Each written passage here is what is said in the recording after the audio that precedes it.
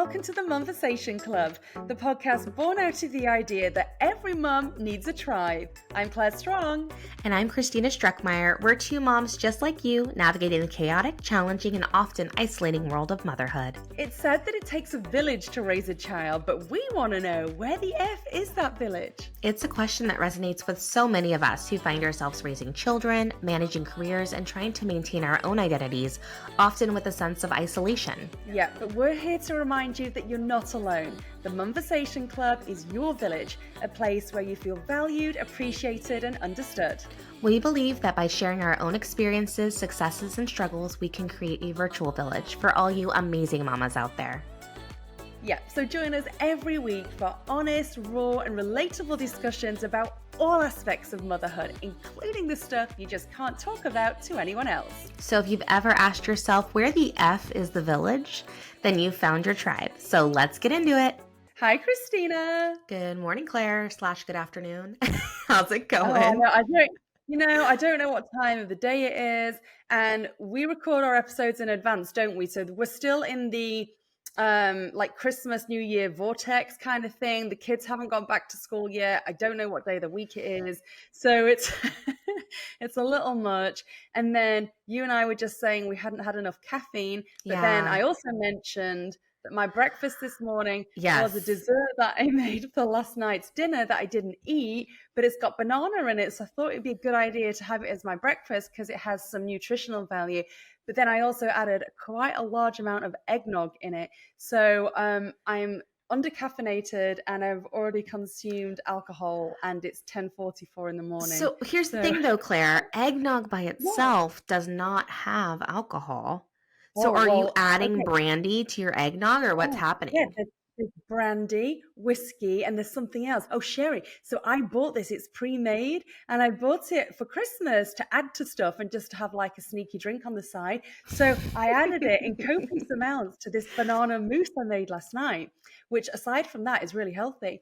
And this morning I just needed something quick. I thought, oh, wow, it's got 2 bananas in there. It's going to have a lot of nutritional value. Of course. But then I forgot about the eggnog. Oh, my gosh. So we've got a drunk, undercaffeinated Claire on our hands right now. Is that what you're telling me? Yeah. Okay, great. Perfect. Yeah, exactly. This is great. I don't usually get drunk, but, This reminds me of a time in college that I had the genius idea, maybe possibly while on some other things. to bake while drunk. And then I was like, we should add Malibu rum to chocolate pudding mix and make this Malibu rum pudding. Claire, it does not sound great. It sounds like a hangover. It sounds like heartburn. Well, I suppose it depends how much pudding. You see, I think that would go nicely. How did it turn out? I mean, I don't know. I was too stone drunk to know. But at the time it felt like a genius idea. And, there's a lot of stuff like that where I'm like, oh my God, did I discover something? And then I later look at it and I'm like, no, you did not. That's not a thing. Well, I thought I was being clever with this banana mousse last night. It all started off because I got a new smoothie maker, a new blender for Christmas from my mum and dad. And so now we're having mousse in every form that you can imagine. I'm just doing mousse several times a day. So last night it was a turn of banana mousse, and obviously I decided to freestyle like I often do when I'm in the kitchen, and I added everything into it. And anyhow, it was a little overpowering with a banana flavor for me last night, but it's had it had 12 hours to mellow, and it was good. I just feel a little light in your feet over there. Anyway, oh my God. Well, what are we talking about today? We're having a great topic because, we're just full of so much wisdom today, this morning, as you can tell. Our topic today is one that came in from some of our listeners. They wanted to know, what is the best and worst advice we've received as mothers? And I thought, let me think on that. It wasn't like an immediate, because sometimes, I don't know about you, Claire, but I'll get advice and I'll siphon it through my little noggin and be like, that's not going to be useful. And I'll just throw it away. But, after we thought on it, we've got some, right? I think when you're given advice in the moment, especially if it's at a time where you're dealing with something, something's actually kicking off in that moment and someone gives you advice, it's hard to process it because you're distracted with the moment. But like you say, sometimes if you just kind of think on it and maybe go back to that thought at a later date, sometimes there are some good little nuggets in there, aren't there? Yeah, absolutely. So should we start with like the best advice or the worst advice? Okay, well, when people are giving you like your boss is giving you a one-on-one, they start off with how do they do it usually? It's the best, what you're doing well, and then what you're sucking at. So why don't we do it in that order? So Okay, let's give okay. the Well, last positive episode you feedback threw me to the first and wolves you first, so go. I'm throwing you to the wolves first. What Oh, you're is throwing me to the wolves. Okay, first of all, just before I mention what I'm going to say, I just love our listener comments. It's the best, Mm-hmm. isn't it? When we get episode Yes. ideas from listeners, It's so I love it. fun Keep doing that. because we Yeah. we our whole premise is like we want to talk about the things that other people aren't going deep on, aren't talking about. We're not like a Yes. typical mom podcast where it's like, here's my hacks for the best creative peanut butter and jelly sandwich. There's nothing Oh, wrong with that, but like also, I don't that's not have any us. hacks, so don't come to me for Don't hacks. come to me I for don't have hacks. them. I'm looking at you for hacks. Oh my god. Well, do have some hacks, but it's come from advice. So look at that. Yeah. But Yes. yeah, so when we get viewer requests of things to talk about, it's nice because some of this stuff, is things that maybe the advice didn't carry over to you, or maybe it's Yeah. like in the thick of it advice that's going to be good for other moms, but maybe other moms aren't sharing it for whatever reason. Um, I know that's the case with mine, but yeah, I'm excited to have people tell us what matters to them and for us to reflect that in our content and be able to serve you guys. That's the whole point of this. Claire and I, we can get on the phone and talk all the days, and Mhm. be on WhatsApp, but we want to give something to you guys. Yeah, we do. Absolutely. So thank you for whoever suggested this topic. I love it. It's a fun one to get our teeth into. So I shall start. Yay! Okay, Now, go. what I'm going I'm to share buckling with in. you, it's not necessarily a specific bit of advice. What it I'm scooting in is closer. I want to it's hear your something. advice. You okay there? Yes, I'm Come scooching in. closer. It's like a story session. It's a story time. Do you need a warm blanket? Do you I need got a my cup of sweater. cocoa? You've got your sweater. Oh, that's a hack. I want you to tell me about that in a bit. She's doing Oh, a hack right now with a sweater. it's not a real interesting hack. Anybody who grew up in the early It is. 2000s, I just put my cardigan on backwards so I can cover my arms but not my back. So it looks like a I love slouchy it. sweater, but it's not. For those who are Yeah. watching on YouTube, you get the full visual. For those who are on Spotify, I guess you're going to have to watch the YouTube too. Sorry about it. That was a good tease to YouTube. Yes, exactly. I love it. It looks nice though. Anyway, so getting back to Yes. best advice given as a parent. So I think we've touched upon this in a previous episode, but when you're pregnant, you have maybe these preconceived ideas of what your baby's going to look like, what your baby's going to be like, what you maybe would like them to do or be interested in as they grow. And for me, the best bit of advice that I've ever been given is don't expect them to be like you, allow them to be their own person. Hmm. And so that I think has really helped because, for example, I used to dance. I was training to go to ballet school. So my automatic assumption was that, oh, I have two girls, they're going to be going to ballet. Now they do ballet. However, one of them's a little more into it than the other. And I always remember that bit of advice that was given to me because it's not my life, it's their life, and they are very much their own people. Hmm. Just because, they're my kids, it doesn't mean that they have to think like I do. Doesn't mean that they have to like the same things as I do or each other. That's another thing. This also, comparing siblings, I feel that that also falls into this best bit of advice. Just allow your kids to be them. They are unique. They're their own personalities. They have their own likes, dislikes, interests, and that's okay. So I think how I would summarize that bit of advice would be to embrace them as the unique individuals that they are and stop trying to influence their way in life by your wants and needs. I love that, Claire. That's so good. Whoever gave you that It is. advice, that's amazing. When Yeah, so it was someone when I was back in the UK when the kids were small. And I remember them saying to me, just be, go easy on them basically, and allow them to grow into their own individual personalities. So yeah, so yeah, I do think about that quite a lot, even in the teenage years, in fact, especially in especially. the teenage years, Yeah. especially in the teenage years. And my kids aren't university age yet, but further down the line, I'm not going to insist that they go into journalism or do the same degree I did, or it's whatever they want to do. That's fine because they're individuals and they're not me. And I'm glad they're not Yeah. me. I'm I don't want glad they're another not me. me. I have to deal with me enough. Thank you. Oh my gosh. Well, the thing about that is there's so many people, I think that probably the ones that need to hear it most won't hear it. That advice is so something that people should hear. I think about people who do sports, for instance. There's a lot of like sports dads or Yes. sports moms, and they'll Especially in want, the US. yeah, I'm sorry to interrupt, Christina, but that's a real, I feel, because I've lived in the UK, obviously. I've also lived in France. I've never lived anywhere that is so competitive as the US, and the parents are so competitive because and it's pushing like, their kids to excel in sport, particularly. well, I think it's kind of a bit of an American thing. there's a I think, lot in of, my opinion. I agree. And I think there's a lot of people who don't necessarily think, oh, you need to be exactly like me, but maybe you need to be better than me. And so they put them in these scenarios, whether it be sports or whether it be, something that Yeah, they weren't very good at, and they want them to achieve more, to go further. And that pressure can really mess with a kid and also create a lot of insecurity about like allowing them to just flourish and become whatever they want to become.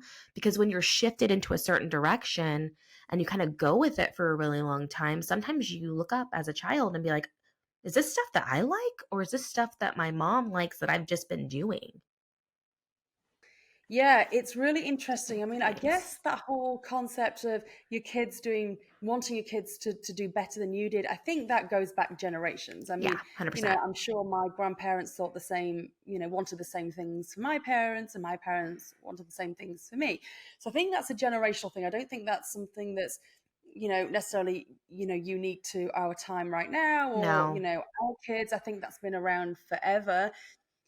But I totally hear what you're saying. And as I said, for someone who isn't from the US, um, I do think that that is prevalent in the US culture, that, you need to be the best runner, the best football player, the best academically too. It tends to be, where did you go to school? When you meet a stranger here, that's the first thing I get asked. Where did you go to school? Meaning university, for the people listening to us back in England, Yeah. which is really odd to me because that's never something that you would ever get asked in England. So I see that, I hear that. My Yeah. kids are in the school system here, so they're a part of that. And it's just, yeah, there's a lot of pressures that we can place onto our children, and it's not healthy. I would just encourage us all as mums just to, refrain from that urge to, want something for our kids that maybe they don't necessarily want for themselves. Let Yeah. them find their way. There'll be something that they love, there'll be something that they're good at, but let them make that decision. It shouldn't be on us as to how they should be spending their, free time or whatever. So good, Claire. It's great advice. It's a great way to start the episode. No, well, Well, thank you. Well, yeah. let's flip it around though. I want to know your worst advice you've ever been given. Oh, okay. Where to start? I think the worst advice I was given, and this is kind of like a collective, like this is advice I taken, anything that starts with just wait. Just wait until they're Oh, 2, just wait until they're crawling, just wait until they're talking back, just wait until they're teens. Like, there's always, like, a just wait, like, I feel like there's, like, a yeah. ghost of parenting future or something, like, "Just wait." Like, why? So far, and I'm not as thick of I'm not in the thick of it, with the teen years yet, obviously, Yeah. but I have a 9-year-old almost, and, Yeah. obviously different than a neurotypical child, but every stage I've encountered has had, like the just wait thing they warned me Yeah. about, but they don't mention the other positive parts of the just wait. So, like, just wait until they're toddlers and they throw themselves on the ground. Well, yeah, I mean, that definitely happened. And I'm getting a second win with the second one. She is a toddler tantrum, and like, she's Oh amazing at god. it. I think she's going Oh, to that's win funny. Academy Awards and thank me in the speech. Like, she Well, you is. need to film her because she can use this as a reel. It is ridiculous. And the minute she gets what she wants, she just smiles and runs off. And I'm like, you little Oh my god. asshole. Like, Where did she get that from, Christina? I think it might be a little related to me. Uh, So, I didn't anyways, wanna say, but um, yeah. but alongside the just wait toddler tantrum, there's a just wait until they start laughing with you and like making jokes and like getting things on a higher level. Wait till they peekaboo like with you and play games. Like there's so many times where someone's giving me such negative just wait like warnings, and they don't talk about the other side, which is like just wait until this other positive thing happens, because the reality is that every stage of motherhood has its shitty parts. There are Oh, things yeah. that are not Yeah, great about that stage, but yeah. there's also really cool stuff that happens during that time. And when you scare new moms specifically, you discount that other stuff, I think. And so I never, anytime someone starts a sentence with just wait, I'm like, you just wait. Hold up on that advice. I don't want it. Oh my god. So my, worst advice was actually the exact same thing. The just wait. It's the predicting, and it's not even necessarily negative. It's just wait until, I mean, it could even be a positive thing, I guess. Oh, just wait until they, just wait until they, I don't know, graduate from university. But the point is, I think it's putting pressure on you as a mum, excuse me, whether it's positive or negative, because the whole just wait thing, it can be ominous in a positive and a negative sense, because then if people are saying, oh, just wait for this amazing thing to happen, what if it doesn't happen exactly like that? And Hmm. then you're left frustrated or disappointed. And so that's not good either. Well, and it creates this like negative anticipation of like, oh shoot, like this is going to happen soon. I better like prepare for it. And it might not at all. Every kid's so different. The other thing that comes up a lot in that same just wait category is the whole like you only have 18 summers. I don't know if you've heard that, like where you only have I 18 summers with your kids. So make sure you look up from your Yeah, phone. It's slipping yeah, away. Like yeah, like that they, pressure. yeah. And I'm That like, Yeah, I enjoy my mom, because my dad's no longer here, but my mom yeah. much more in my adult years than I did my teen years. So much Mhm. more. Yeah, I'm not evaporating now that I'm past 18. Like I'm actually coming into a new layer of relationship with her. And that's nice. Alex's mother, she's Mhm. 75, Alex is 40. It's Yeah, not like he's gone. Like, you know what I mean? Like, there's this pressure of like, you only have 18 summers, so make your impact now. But it's like, your kid's always going to be your kid, and foster the relationship those 18 years so that they come back after they're 18 and, that's and such still have a great advice. relationship with you. So that really resonates with me because my eldest is 15. And so even my husband will say, we need to do this, this, and that because in 2 years, she's not going to be here anymore. I'm like, well, where the hell is she going? I mean, even, if she goes off to university, what does that mean? That she's never going to be going on a holiday with us or never coming back for Christmas? I mean, so I think I think we as mums need to resist the urge to go into panic stations when people, and I'm sure they're meaning well. I'm sure these Yeah. these nuggets of advice are very well meant, but I think maybe we just need to resist the urge to panic, because that's the effect it has on me. By the way, I start Yeah. panicking. I'm like, oh my god, like I'm so behind the schedule. I haven't done this. This means I'm failing somehow, or I'm not providing Yeah. my with this amazing life. And so, oh, one other great bit of advice, actually, not just parenting advice. I think it's good for us as individuals, as mums, as wives, as business people, as whatever it is we do that's aside from being a parent. Stay in your lane. And Mm. that Okay, but when Yep. I say so let me just explain what I mean by that, because that could also, Yeah. you might say, "Oh, that sounds like, you're being put in a box." Not at all. When I How I interpret that advice is basically be blinkered to other people's um timing, if you like, because I always, I fall into the trap of looking at what my friends are doing or my colleagues are doing, and oh, they're better off financially than I am. They're further down the road than I am. Their careers are more established than I am. So I'm losing here. And it's not the case. It's We all have our own path and our own timing. Our lives are timed perfectly to suit us. Yeah. And the stay in your lane thing, how I interpret that when that's been said to me before, is just keep going in the direction that you feel is right for you, and don't get stressed or discouraged by spending time looking at what everyone else is doing in their own lanes, because their lane isn't your lane. And it doesn't mean to say you can only do one thing in life, and staying in your lane means you're a mum, so stay in that mum lane. It means That's not how I interpret that at all. It means just be rest assured that the universe, if you like, has a plan for you, and it's going to happen in the time frame that's right for you. So that's how I interpret that. Yeah, absolutely. Like be able to enjoy where you're at and be okay with where Mm, you're at and know that you're not going to yeah, be there forever because things yeah, shift and change all the time. all the And time. as mothers, what's so cool about being a mom, I don't know if you Mm, feel this, Claire, but I feel like it's this like sisterhood where like mm, I didn't feel it until yeah, after I delivered Stella and I was coming out of oh, the hospital and I'm going to like my first grocery trip with her and she's in her little yeah. carrier and everything. Oh, I Um, remember those I days. know, it's so Yeah. tiny. I remember all like the looks and like the happiness, and I just remember walking and being like, all these women with kids, they all had the same thing happen where a person came out of their body. Holy shit, this is like a secret society. Yeah, And yeah, then it is. like we Yeah, all have this like knowing glance. Like when you see someone with a tiny, tiny baby, we all go, oh, I remember when mine was tiny, how sweet. But sometimes those, like you said, that people have good intentions when they say things.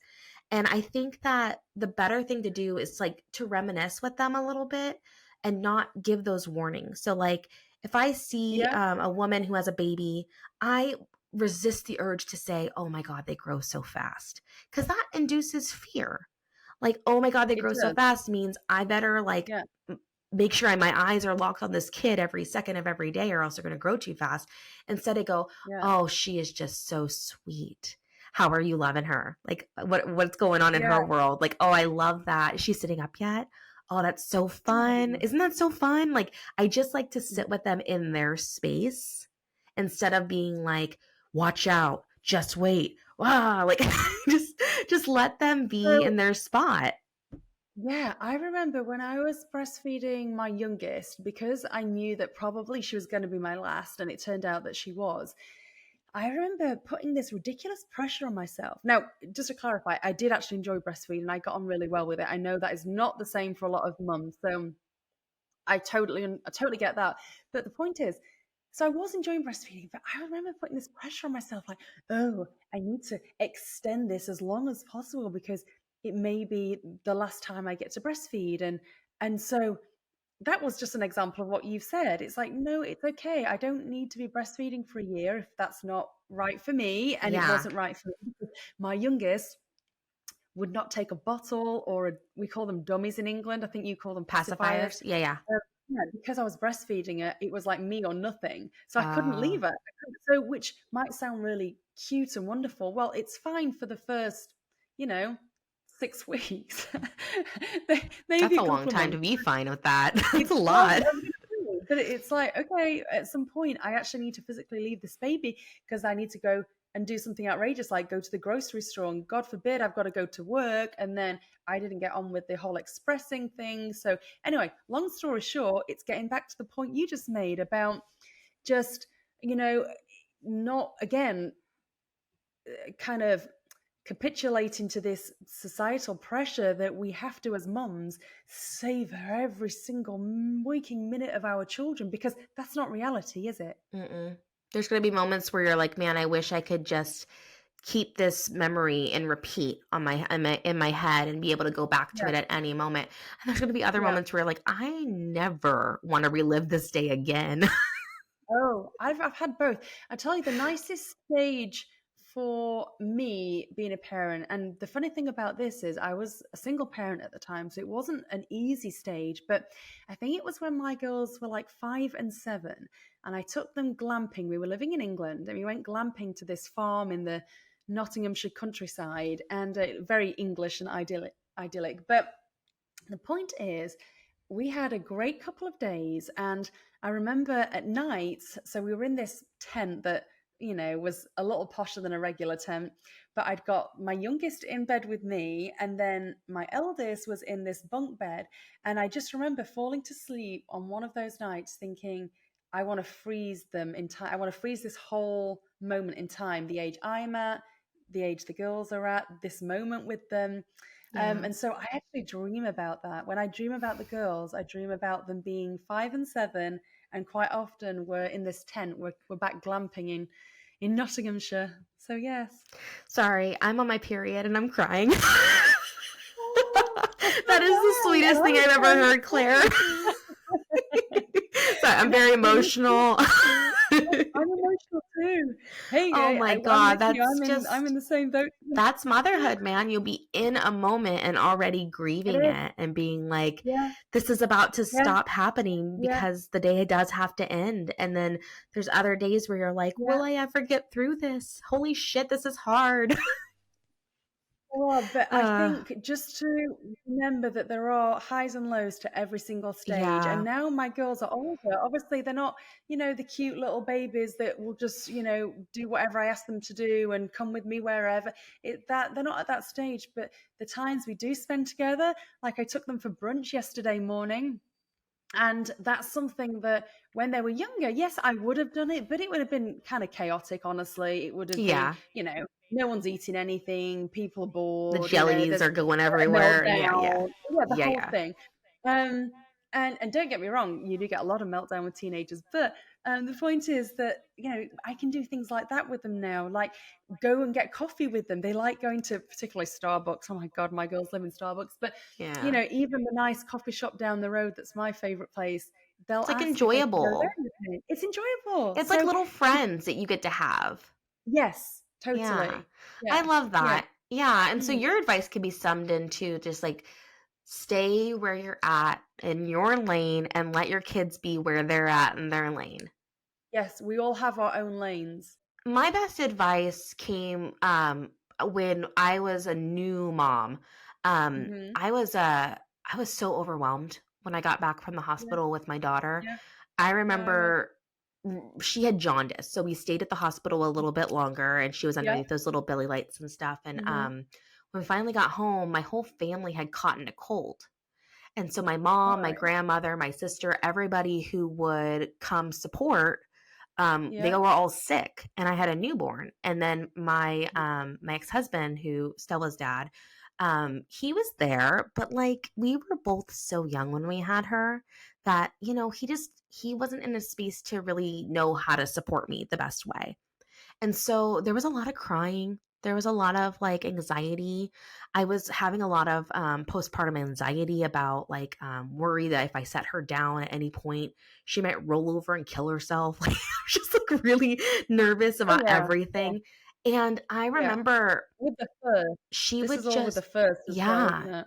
Well, I Mm. mean, I definitely had some anxiety with A the lot of it second, with but the like second. your Mm. first baby, it's a lot. And so one of Mm. the things that used to I couldn't figure out why she would be crying. Like she'd Right. always be crying for no reason. I would like check her diaper, I would check everything, and she just was a cryy baby, you know? Yeah. And sometimes they're like that. Like, and that was nothing I was doing wrong. Sometimes babies just cry. And Yeah. I got really good advice from a good friend of mine who said, if you get so overwhelmed that you don't know what to do with your body, put them in a safe place and walk away. Yeah, that's Like, great just advice. put them down when you're overwhelmed and walk away, take a breath, go get a drink of water, make a cup of coffee, If they're Yeah. in their crib and they're safe and they're crying for like 2 minutes, they're not gonna die. They're fine. Yeah. That's Let them great advice, just put them Christina. down because it's hard to explain to people who aren't mothers, but everybody listening probably is a mom because we're a mom Yeah. podcast. Yeah. But there's something so grating and like primal about when your baby, a newborn, is crying. Every fiber in your body wants to pick that baby up and help Yes. them. And when you can't, you feel like such a failure. There's so much going through your mind of like, why can't I remedy this baby? And I don't know. I understand why people like get upset and like maybe accidentally shake or do something.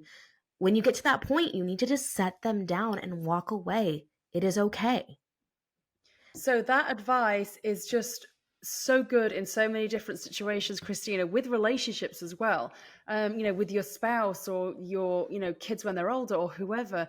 I think if you're at the point where you're feeling overwhelmed, Yeah. where you're feeling hijacked, so you're emotionally hijacked, whether Yes, it's, exactly. rage or whether it's jealousy or whether it's whatever it is, irritation, um, if you're at the point where your brain has been hijacked, you need to get yourself out of that situation and Yeah. physically leaving the room. Like you say, if we're talking about, in the instance of, a newborn, obviously make sure your children are safe. I mean, don't leave them in the Yeah, middle put of them the road somewhere or safe is something what she ridiculous. said. But Somewhere of course, safe and walk away for a few yeah, minutes, come back when you had a that's breath. good. That's good. And I also try and do the same with my girls, even with my husband. I Mhm. try not to react for at least 10 seconds because if I open my mouth when I'm feeling upset or frustrated or angry or whatever it is, I will not handle the situation well. If I Yeah. allow my brain 10 seconds to actually process the situation, and another bit of advice I got from a therapist actually, if you think about a piece of string, one end of the string is the worst possible thing that could ever happen, and the other end of the string is the best thing that could ever happen. Whereabouts on that scale is the incident in hand? So, for example, if my girls are arguing, where does that warrant an extreme reaction from me, or does that warrant something more reasonable because actually it's not that big of a deal? And so that advice, although it wasn't strictly parenting advice, I do apply it to parenting. Yeah, it's great advice. I mean, I'm thinking right Applies now about to, all the times I can use yeah, that advice later. No, but it's I want true. to say, You need to walk away for a minute. I mean, yeah, again, yeah, I've used that throughout my whole parenting journey, especially with yeah, my daughter because she has meltdowns. yes, It's yes, great advice to have had yeah, as a newborn yeah, mom because it's continued on because there's times where yeah, I cannot like solve whatever's happening. So yeah. when she was a toddler, she's, I mean, any mom can relate to this, but she's losing it at Target, right? Oh She, yeah, yeah, is overstimulated. Maybe the yeah, nap time was a while ago. She was supposed to eat yeah, lunch, but didn't eat lunch yet. She's losing it yeah, in Target. I yeah, literally like have had times where I just like put my stuff back or like leave the cart, pick her up, go to the car, put her in the car, shut the yeah, doors, lock it, and just stand outside my car just for yeah, a minute, just to be like, yeah. Hmm. let me regulate myself so Yeah, that I can go in and help her regulate herself. Because if I'm all yeah, jacked up on, I'm embarrassed, I'm mad, I'm irritated, I can't believe you just did that in mm, the Target, and I'm mm. going on that out of body experience, how the hell am I supposed to help her regulate? I remember So one put her down. time when, yeah, I remember one time I was in the grocery store with my eldest when she was a toddler, and I was going around the aisles trying to do my shop. She just wasn't having any of it. I don't know what the issue was that day. And I did the exact same thing as you. I just put the stuff back on the shelves and I left because there was just no, why was I going to stick that out? It was, she'd passed the point of no return. It was just, the situation was just so bad on so many levels. And I was like, Yeah. let's get out of here, get out of the situation, and then I'll tackle it again maybe without her in a few hours or whatever, but not in that moment. Yeah, totally. And I've had it throughout my whole parenting. Like, if she's now, she's like an 89-pound, almost 9-year old. And sometimes she'll Yeah. have extreme meltdowns where she's hitting and Yeah. kicking and upset. and I'll just get her to a safe location, like maybe the hallway or in her room, and I'll get away from her and I'll make sure that everyone else is away from her. And she might hit and Yeah. kick and like, be Yeah. upset. She's not going to like, I always assess, is she going to hurt herself? No? Is Yes. she Yes. safe-ish? You go through the checks, don't you? Yeah. Yeah. Make Is sure she gonna she's in hurt a safe herself? Is location she where she gonna can't hurt herself. or And someone then else? just Yeah. or someone else, and then just kind of Yeah. take that space, because you're not going to be able to sit with her until you're able to sit down yourself. How am I supposed to help her regulate? I'm going to need patience in that moment. So I need to take a minute to just maybe walk a lap around the house real quick and then come back and then sit down with her and go, let's practice our breathing. Let's sit down and do this. But I can't do that when I'm hyped up because she hit me or she Yes. kicked me or she grabbed my Exactly. hair. Yeah. Yeah. So, and Yeah. that I love it. happens. Like, so, anyways, any moms, if you're feeling guilty that you need those moments, know that we all need those moments. Like, we Oh, all yeah. have times like that. And you just got to do that risk assessment of like, are they safe? Are they okay? I'm going to take a Mhm. minute. I love it. Yeah, we'd love to hear from you as well at home. If there's, something that you were, told or some advice that you got that was really helpful, please share it with us. And on the flip side, anything that you've been, told in the past that's Oh just my been gosh. awful, we want So to hear about many. that too. Oh, so We could go many. on Oh my forever. I God. mean, I'm just getting out of the infant stage, and there's so Yeah. many people that want to give their 2 cents of all the things you should be doing. And I'm like, you just politely go, oh, you know what? I'll look into that. Yeah, that's a good one. Oh, I'll check that out. I'll Thank check that out. you. Thank you so much. Okay, awesome. I'll run that by her pediatrician. But yeah, tell us all the bad advice. We want to like laugh with you. You don't have to name names of who gave it to you, but like just let us know what's the worst and best advice that you've ever received as a mama. And that brings us to the end of another episode of the Momversation Club. And if you've enjoyed today's show, which we hope you have, please don't forget to subscribe, like, and leave a review. Your support helps us reach even more moms and build a stronger village. Yep, it really does. And remember, we're here for you. And together, I promise we'll figure out where the F that village is at. See you next time.